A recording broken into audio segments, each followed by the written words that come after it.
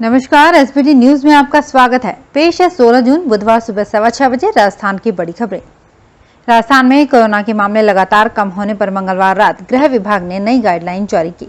दिन में इसे मुख्यमंत्री के पास भेजा गया था, जिसे शाम को मंजूरी मिली। गृह विभाग ने अनलॉक 3 की गाइडलाइन में काफी रियायतें दी है। छूट भी बढ़ा दी गई है। अनलॉक 3 में वीकेंड कर्फ्यू अब सिर्फ रविवार को रखा गया है। इसके साथ मॉल, रेस्टोरेंट और मेट्रो व सिटी बसें अनलॉक कर दी गई हैं। जयपुर सहित प्रदेश के सभी शहरों में सिटी बसों का संचालन भी कल से शुरू हो जाएगा। ये बसें सुबह 5 से शाम के 5 बजे तक चलेंगी। इसमें किसी भी यात्री के खड़े होकर यात्रा करने की अनुमति नहीं होगी। वीकेंड कर्फ्यू के दिन सिटी बसों का संचालन बंद रहेगा। वहीं जयपुर में मेट्रो का संचालन भी कल से शुरू होगा, जिसके लिए जयपुर मेट्रो रेल कॉर्पोरेशन अलग से टाइम की गाइडलाइन जारी करेगा। अनलॉक 2 में भले ही सरकार ने मॉल संचालकों को राहत दी हो, लेकिन इसमें भी एक कंडीशन लगाई गई है। इसके तहत मॉल सोमवार से शनिवार तक खुलेंगे तो सही, लेकिन उसमें मौजूद सभी दुकानें एक साथ नहीं खुलेंगी। नई कंडीशन के मुताबिक अल्टरनेट डोर पर फ्लोर वाइज दुकानें खोली जाएंगी, यानी आज अगर पहले दिन और बेसमेंट और फर्स्ट फ्लोर की दुकानें खुलेंगी तो अगले दिन ग्राउंड फ्लोर और दूसरे फ्लोर की दुकानें खुलेंगी। मॉल्स और शॉपिंग कॉम्प्लेक्स सोमवार से शनिवार सुबह 6 से 4 बजे तक खुलेंगे। रेस्टोरेंट में सुबह 9 से 4 बजे तक 50% सीटों पर बैठकर खाने की अनुमति रहेगी।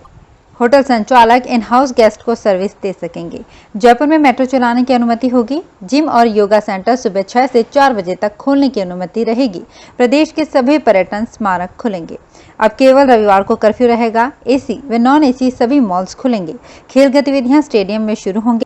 50% टेबल के साथ रेस्टोरेंट्स में बैठकर भोजन की व्यवस्था शुरू रहेगी। सिनेमा हॉल बंद रहेंगे। इलाहाबाद हाईकोर्ट ने अहम फैसला सुनाते हुए कहा है कि अगर पति नाबालिग है तो वो बालिग पत्नी के साथ नहीं रह सकता। नाबालिग पति को उसकी बालिग पत्नी को सौंपना पोक्सो एक्ट के तहत अपराध है। इसी के साथ कोर्ट ने नाबालिग पति को सरकारी आश्रय स्थल में रखने का आदेश दिया है। जस्टिस जे मुनीर की एकल पीठ ने सोमवार को यह आदेश दिया। दरअसल लड़के की मां आजमगढ़ की हौशिला देवी ने हाईकोर्ट में याचिका दाखिल की थी।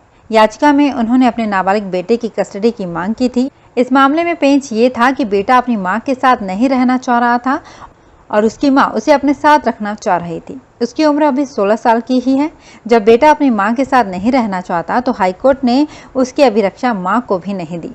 कोर्ट ने बेटे को उसके बालिग यानी 4 फरवरी 2022 को बालिग होने तक जिला प्रशासन को उसे सारी सुविधाओं के साथ आश्रय स्थल में रखने का निर्देश दिया है। कोर्ट ने कहा कि बालिग होने के बाद वो अपनी मर्जी से कहीं भी किसी के भी साथ जाने के लिए स्वतंत्र होगा। राजस्थान कांग्रेस की सियासत तेजी से बदल रही है। पूर्व उप मुख्यमंत्री सचिन पायलट 3 दिन दिल्ली में रहे, लेकिन उनकी राहुल गांधी और प्रियंका गांधी से मुलाकात नहीं हुई। इसी बीच पायलट के साथ बगावत करने वाले विधायक भंवरलाल शर्मा ने मंगलवार को यू टर्न लिया और कहा कि अशोक गहलोत को आलाकमान ने मुख्यमंत्री बनाया है। पायलट को भी उन्हें नेता मानना ही पड़ेगा। 2 अन्य विधायक विश्वेंद्र सिंह व PR मीणा पाला बदलकर गहलोत खेमे में पहुंच गए। शर्मा, सिंह व मीणा ने पिछले साल पायलट के साथ बगावत कर मानेसर में बाड़ेबंदी की थी।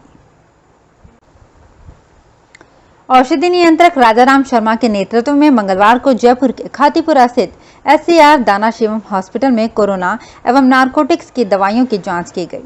जांच में पाया गया कि अस्पताल में काम आने वाले शेड्यूल X औषधियों के लिए अस्पताल की ओर से लाइसेंस ही नहीं लिया गया। नारकोटिक औषधियों के कंप्यूटर स्टॉक और भौतिक स्टॉक में गड़बड़ियां पाई गई। वहीं जीवन रक्षा हॉस्पिटल में फार्मासिस्ट की अनुपस्थिति में दवाइयां बेची जा रही थी और शेड्यूल X का लाइसेंस नहीं पाया गया। सहायक औषधि नियंत्रक महेंद्र जोनवाल, DCO सिंधु कुमारी, महेश ब्याडवाल की टीम ने कार्यवाही की। राजस्थान में अब कोरोना महामारी की दूसरी लहर से निजात मिलती नजर आने लगी है। मंगलवार को प्रदेश से अरसे बाद 200 से कम यानी 172 नए कोरोना संक्रमित दर्ज किए गए। खास बात ये रही कि 13 जिलों में नए संक्रमितों की संख्या 0 रही। वहीं अन्य जिलों में संक्रमण अपने न्यूनतम स्तर की ओर जा रहा है। वहीं एक्टिव केस में जो कमी आई है वो अब राहत भरी है। अब राज्य में 5619 ही एक्टिव केस हैं। पाली, प्रतापगढ़, जालौर, झालावाड़, दौसा, धौलपुर, डूंगरपुर, श्रीगंगानगर, बूंदी, चित्तौड़गढ़, भीलवाड़ा, बांसवाड़ा और बारां से कोई नया कोरोना पॉजिटिव दर्ज नहीं किया गया है। राजस्थान के मुख्यमंत्री अशोक गहलोत ने कहा कि विश्व पर्यटन मानचित्र पर राजस्थान की एक अलग पहचान बनी हुई है। पर्यटन से प्रदेश के लाखों लोगों की आजीविका जुड़ी हुई है और ऐसे में राजस्थान पर्यटन की प्रभावी ब्रांडिंग की जाए ताकि ज्यादा से ज्यादा पर्यटक यहां आए। मुख्यमंत्री ने महत्वपूर्ण पर्यटक स्थलों तथा मेलों उत्सवों की अंतर्राष्ट्रीय स्तर पर प्रभावी मार्केटिंग करने पर भी जोर दिया। गहलोत सोमवार को पर्यटन विभाग की समीक्षा बैठक को संबोधित कर रहे थे। उन्होंने कहा कि राज्य के बजट 2021-22 में पर्यटन विकास कोष में 500 करोड़ रुपए का प्रावधान किया गया है। इसमें आधारभूत संरचना के विकास एवं पर्यटन क्षेत्र में निवेश के लिए 300 करोड़ तथा टूरिस्ट डेस्टिनेशन ब्रांडिंग के लिए 200 करोड़ रुपए शामिल हैं। राजस्थान में मंत्रिमंडल विस्तार और राजनीतिक नियुक्तियों को लेकर जारी बयानबाजी के बीच बसपा से कांग्रेस में आए विधायकों ने मंगलवार को पायलट खेमे पर निशाना साधा और कहा कि पार्टी आलाकमान को किसी दबाव में न आकर उन लोगों को इनाम देना चाहिए जो संकट के समय सरकार के साथ खड़े रहे।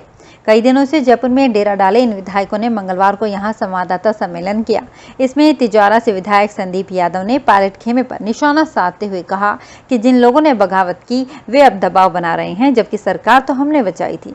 यादव ने कहा, जिन लोगों ने पार्टी के साथ गद्दारी की, जिन लोगों ने सरकार को अस्थिर किया, वे लोग अब हाईकमान पर दबाव बना रहे हैं। उनके हिसाब से ये सरकार गिर गई होती अगर हम 10 निर्दलीय और 6 लोग नहीं होते। 19 लोगों के जाने के बाद तो सरकार का बहुमत खत्म हो गया था।